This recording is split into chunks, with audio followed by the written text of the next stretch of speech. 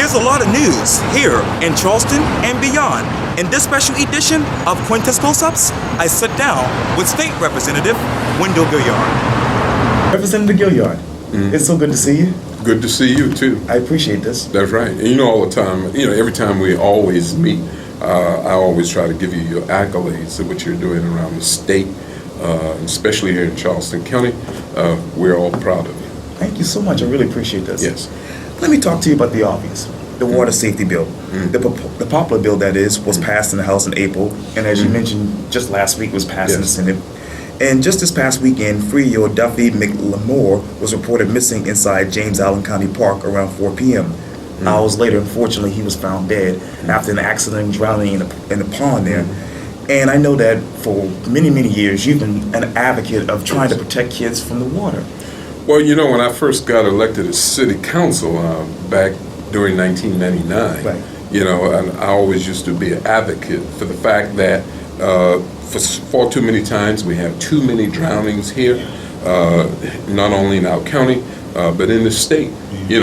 When you look at our geographical makeup, with all the rivers, the lakes, of course, the Atlantic Ocean, people want to come to this state, but more importantly, the people who are here, I always felt that there was a need to teach our young people and older people how to swim. Teaching them about the water safety issues. Okay, because if we don't do that, then the numbers of drownings will just keep escalating. And as a leader in my community back then and even now on the state level, I found a way to bring this issue to the state. Here just a week ago, first we got it passed in the House, my water safety bill, House Bill 1582. In the bill itself, I'm asking that we put the state of South Carolina on notice to teach our children, teach our adults about water safety, because I thought it was a very important issue. So here we are, and I'm glad to see it come to fruition. Just passed the Senate just a couple of days ago. That was great news. It's a great achievement. And but the real important item in the bill was to teach people how to swim, to teach people about the dangers of water. Because when you look at our tourist industry, in South Carolina, here in South Carolina, we sit on a $19 billion tourist industry. A lot of people are coming to this state, but a lot of people are coming who don't know about water safety, who don't know how to swim. The people who live here, the citizens, they have to be included, first and foremost, and that's what the bill does, And going back to Saturday, when you heard the news of the tragedy of the 3-year-old, where were you emotional? The same where I've always been. One life is one too many when it comes to drowning. And of course, we have to do our part. Yes, indeed. Let's recreate the scene, because we're sitting here right across the street from the Charleston County School District. As you know, last Monday, the Charleston County School Board actually voted 6-3 to close Lincoln Middle High School at the end of the school year. High school students in Lincoln will basically move to Wendell High School, and the middle school students will actually go to St. James Santee. Talk to me about what goes to your mind when you heard the news last week. Well, it's the same old, and I put the question, that's why I called the meeting with Dr. Postlethwaite, which I also invited the chairman of the state Black Caucus, which he came, and we had an hour-long meeting, and other people who attended. I had to put the question to them, because when you look at the history of the state of South Carolina and in our communities, the question with me, I always beg, why? Why in the black community? Why all black schools? And that's elementary and high school, as to be inclusive. It's just, we have a running list of schools. And I produced that list to her. And I wanted her to know, and I can understand that this is something that she walked into. Sure. But I also wanted her to understand that as an elected official, that we was there at that meeting to find solutions, okay? But first you have to present the problem. And the problem was, here's a list of high schools, elementary schools, the communities that these schools impacted, why is it always in black communities? And why is it always black elementary or high schools? Okay? You know, she has to understand that, number one, anytime you close a school down in any communities, you're going to get a negative impact. You're going to get a reaction. Okay? Our responsibility as leaders as to, you know, when this is presented to us, Right. we have to first find the problem and then come up with solutions. Okay? She has to be made to understand anytime you do anything in black communities, okay, it's always race sensitive when you present the issues to the community. That's to say, this is why we're closing another black school in another black community. Okay? Well, when you look at the history, why are you always doing it in black communities? Why always black schools? You see, so and that was our responsibility to make her understand, you know, we're not being reactionary, okay? You know, but we're coming to you with a solution as leaders. And the solution is, first of all, you have to always inform. You have to be informed. Okay, if you're not informative, to inform or engage the community, engage the parents, engage the students in that community, then you're at a lost cause for understanding. You won't get your message across. It will always come across as offensive, being negative, and rightfully so. Because if you don't empower the parents, you know, and what I meant when I say empower the parents, Right. you know, you have to go to them when the numbers start to decrease. You have to bring the attention to the parents and the students and say, okay, give us some solutions, okay, as to why we should not foresee a closure coming to this school. Okay? And then you have to engage your elected officials. We're the one that supplies the monies to public education. Right. So we have to be involved. We should not be brought in at the 12th hour. And for too long, too many times, this tends to be the case, okay? And so- and you know, one would have to question that, okay? And so what are your other solutions as we said it right now? If you don't empower the parents, empower the student, inform the elected officials, what we need to do to help you keep those numbers up at those elementary or high schools, at those schools that you want to close, okay? Because when you empower us to do that, we can come up with solutions, okay? You have to come up with programs to keep the numbers up, or to stop the numbers from increasing. And if you don't involve your elected officials, then you're at a lost cause. Just don't bring us in at the 12th hour.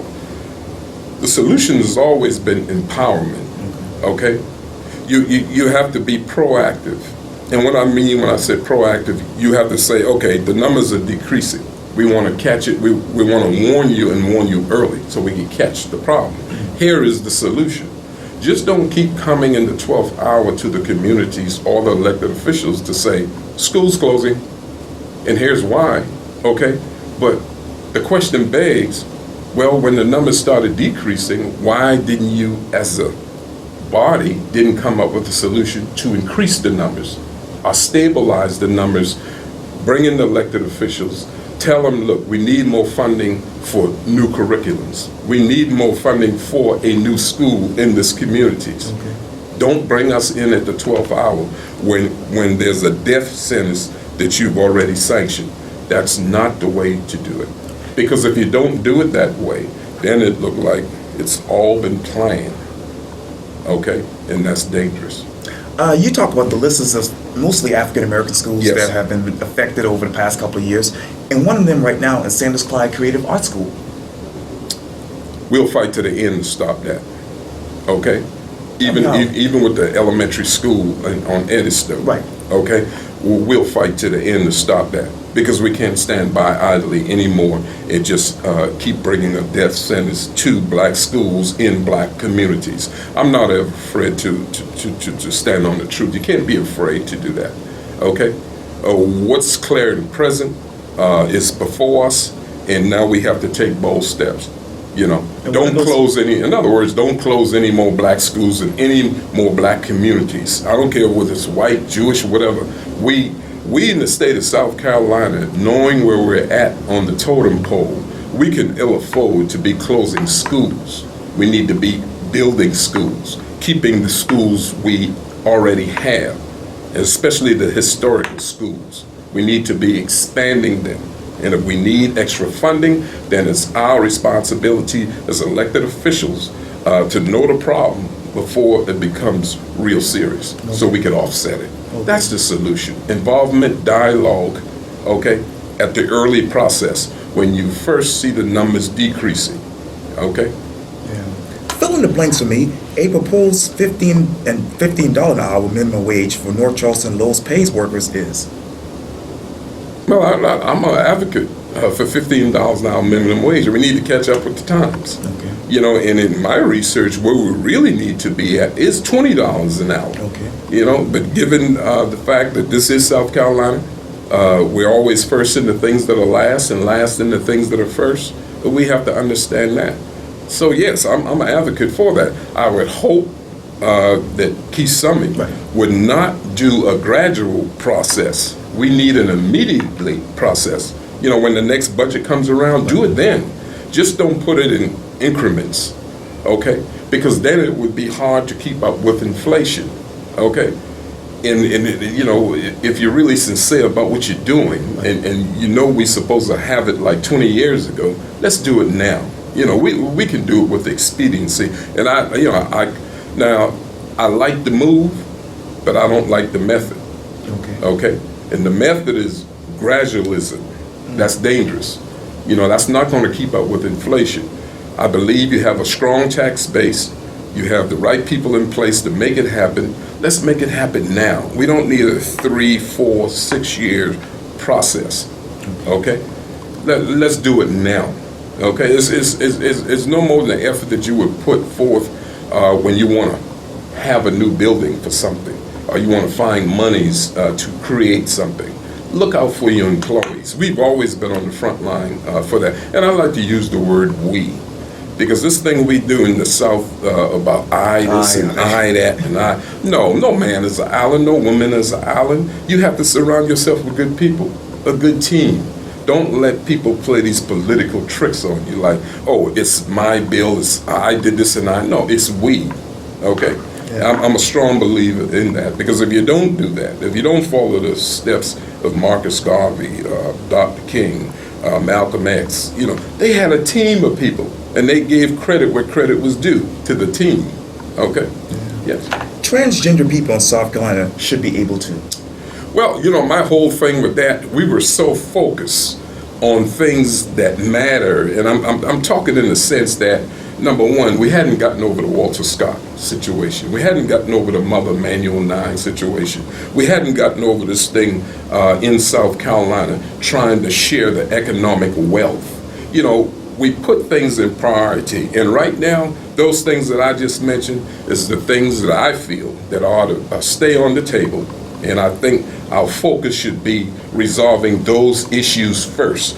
You know, when you look at the homeless situation here in the state of South Carolina, I'm trying to find a way for people to have a bathroom to use, yet alone to choose one to use. Yeah. You see, so my priority, with all due respect, is for the homeless people to give them a bathroom to use, versus trying to focus now on giving a person a choice as to which bathroom to use. And I think if we don't stay the course on these issues that's already to the forefront, okay, when you talk about jobs, you talk about education, you talk about law enforcement, building a relationship with our citizens, you talk about the Walter Scott, the Manual 9, we have to stay focused on the things that are clear and present in front of us now.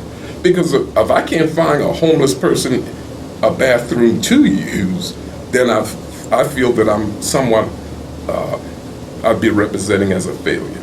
And I don't want to ever do that, okay? And you talk about the issues on the table. Let's talk about Walter Scott. As you know, former North Charleston police officer Michael Slagle was indicted on federal charges related to the Walter Scott case last week, Wednesday. And I know that the Walter Scott family basically said, hey, Judy Scott said it was a sad day for her. Chris Stewart, the family attorney, basically said, this is history. When you think of what they say, federal history, what goes to your mind? Well, justice, equality. You know, I mean, we have to be true to the cause. Okay. So, as we sit here right now, we're actually sitting really blocks away from where Tyree Gadsden was shot a year ago. And I'm wondering, where are you emotionally with that 1 year later? Well, you know, that's centered around, of course, gun violence. I mean, you know, I think we got a long way to go as to prevent these type of incidents. You know, I'm still, you know, we're still praying and hoping for the family. Best wishes to young Tyree. Yes. You know, when I first got the call to get involved with that, the first thing was brought to my attention was the fact that, you know, you had a movie company here doing a sitcom. And the first thing I did was got in touch with them because I know they were on this mission as to raise funds because something had happened to a dog. Right. You know, and I'm an animal lover too, don't get me wrong. But I brought the fact that Tyreek had gotten caught up in this most unfortunate incident in my district. And I asked them as a challenge to consider doing something for a young child, you know, compared to an animal. Needless to say, they got involved immediately. And I was so elated that they had done that, you know. Because far too many times in our society, I feel and think that, you know, we put animals above human beings, you know. But they came to the rescue, they disproved that, and for that, I'm very grateful. And speaking of which, a year ago, a lot of the world really came around us as the tragedy unfolded at Mother Emanuel. Yes. Talk to me about what goes to your mind when you think of that a year later. You're talking about Mother Emanuel? Yes, sir. Well, it's so many things centered around Mother Emanuel. Right. You know, when you look at the 9 souls that was lost, you know, many of them were very professional entrepreneurs, leaders in our community, including my friend, the late Senator Pinckney. Right. You know, it's so many things involved in that. You know, I would hope that if we're going to take anything, any gains, in a sense, from this tragedy, this horrific incident, that it would be centered around economics, okay? And why I say economics, because if you have economics change as it pertains to economics in any community, you get change immediately. You know, you get change in the area of crime, jobs, education, you know, because to me, that's progress. You know, the symbolic things are fine, well-intended, and I participated in some of them. Yeah. You know, it's good to have events that would commemorate or honor. There's nothing wrong with that. But at the end of the day, we have work to do. We have to show ourselves approved. And the only way we're going to do that is to bring forth economic change. Yes. We have to share the wealth, is what I have told the business community on many occasions. Sure. You know, you guys want change in your community? Show diversity. Yes. Okay. When it comes to these white collar, blue collar positions, we need more diversity here in Charleston. We need more affordable homes. Okay. And I'm talking about homes low income people can afford. Okay. Let's not try to put on a facade or paint the picture because time is of essence. Sure. This tragedy is what we would now label as a national tragedy. Sure. It's not just a local. It's a national. The whole world have their eyes on us. Right. Everybody is questioning the fact that, look, even down the corner, around the corner from a Mother Emanuel, we have public housing. But when you go check the statistics as to where we are in that area, we need more public housing. We need more affordable homes. okay? Because that plays into hands of the people who are homeless. It plays right into that. One impacts the other is my point. Yeah. Okay? So we have to talk about these areas, and then we have to move forward. We have to come up with solutions and move forward. But just putting, the image out there, that we're singing, we're holding hands, that's a good thing, okay? But underneath that, we have to get to the real nut and bolts issues. And that's very important that we do that. We have to make gains when it comes to economics in here, in the city and in the state. The city, we boast a $9 billion tourist industry, but when you look around, you don't see that. Does that really reflect that when we talk about diversity? No. Okay. We need more entrepreneurship when it comes to restaurant, hotels, okay, or any type of business owners, because it's enough wealth to be shared. It's enough to go around, okay. And we need more diversity. Many of my constituents, nor we don't see that, but it's our responsibility to make it happen, and that's my mission. That's my team mission. Okay. Yes. Yeah. Well, describe to me the following one word, and I want to play hardball with you. Mm-hmm. Hillary Clinton versus Bernie Sanders versus Donald Trump. Mm-hmm. I'm a Democrat. Right. Okay. Proud Democrat. I supported Bernie, and I still do. Okay. I like Bernie's message. Okay. I think he's really gotten to the point where he is in touch with a segment of the voting population that is so important to us. That's the younger people. Okay. So at the end of the day, I would hope, both for the sake of the party, both Hillary and Bernie would get together and do what's right for the party. So at the end of the day, we'll all come together. Okay. But I'm still feeling the burn. Okay. Okay. I mean, that's just the bottom line. Okay. Okay. Mm-hmm. Robert Ford versus Marlon Kimpson. Well, I told both gentlemen that I would stay neutral unless something happened that would have to bring me out, okay? Because I got respect for both of those gentlemen. You do? Okay? Because I supported Marlon the first time around because Ford was not in the race. Right. Ford wanted me to run. Ford wanted me to run in his position, okay? Now, when he asked me to, I told him I would have to pray about it. I prayed about it. Sure. And I got an answer. Okay, yeah. I didn't do it. Yeah. Okay, so that's the bottom line with that. Wow. Yeah, but I wish both of them well. Okay. All right. Well, State Representative Wendell Gilliard, it's always good talking to you. Thank you so much. Thank you for having me here. I appreciate it.